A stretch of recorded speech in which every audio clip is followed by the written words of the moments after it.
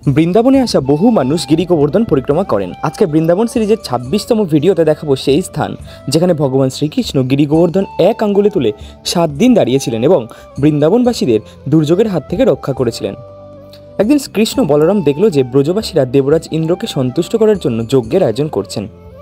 তখন শ্রীকৃষ্ণ তার পিতাকে জিজ্ঞেস করলেন, হে পিতা, এটা কোন যজ্ঞের আয়োজন করা হচ্ছে? তখন নন্দ মহারাজ উত্তর দিলেন, যেহেতু ইন্দ্রের কৃপাতেই বৃষ্টি হয় তাই ইন্দ্রের পূজা করা আমাদের কর্তব্য। তখন কৃষ্ণ বললেন, পিতা, আপনারা এমন এক যজ্ঞ করুন যাতে ব্রাহ্মণেরা এবং গোবর্ধন পর্বত সন্তুষ্ট হন। শ্রীকৃষ্ণের কথা শুনে নন্দ মহারাজ অবশেষে রাজি হলেন। তখন সমস্ত ব্রজবাসীরা শস্য এবং ঘি দিয়ে নানা রকম খাবার তৈরি করে গোবর্ধন পর্বতের নিকট এনে রাখলেন।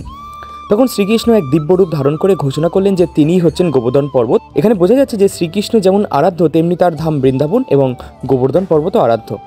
এরপর গোবর্ধন পর্বতরূপে শ্রীকৃষ্ণ ব্রজবাসীদের নৈবেদ্য ভোজন করতে লাগলেন। ইন্দ্র তখন অত্যন্ত ক্রুদ্ধ হলেন এবং সাম্বর্তক নামক মেঘকে আদেশ দিলেন বৃন্দাবনের উপর প্রবল বৃষ্টি ঝরাতে। ইন্দ্র তার পদের অহংকারে ভগবানের প্রতিদ্বন্দ্বিতা করতে চেয়েছিলেন। প্রবল বর্ষণে বৃন্দাবনের সব জায়গা জলে ডুবে যেতে লাগলো। তখন বৃন্দাবনের সমস্ত অধিবেশীরা শ্রীকৃষ্ণের কাছে প্রার্থনা করতে লাগলো এবং কৃষ্ণ সবাইকে গোবর্ধন পর্বতের কাছে যেতে বললেন। তখন কৃষ্ণ তার বাম হাতের কনিষ্ঠ আঙ্গুল দিয়ে গোবর্ধন পর্বত তুলে ধরলেন। ব্রজবাসীরা তাদের সব কিছু নিয়ে ৭ দিন ৭ রাত ধরে সেই ২২ কিলোমিটার দীর্ঘ গোবর্ধন পর্বতের নিচে অবস্থান করলো। শ্রীকৃষ্ণের এই অলৌকিক শক্তি দেখে সবাই অবাক হয়ে গেল এবং ইন্দ্রের অহংকার ভেঙে গেল এবং কৃষ্ণের কাছে প্রার্থনা করতে লাগলেন তার অপরাধ ক্ষমা করার জন্য। আর গোবর্ধন পরিক্রমা করতে আসলে এই স্থান যেখানে শ্রীকৃষ্ণ গোবর্ধন পর্বত তুলেছিলেন, বহু মানুষ এখানে দর্শন করতে আসেন। তোমরা আসলে অবশ্যই দর্শন করো।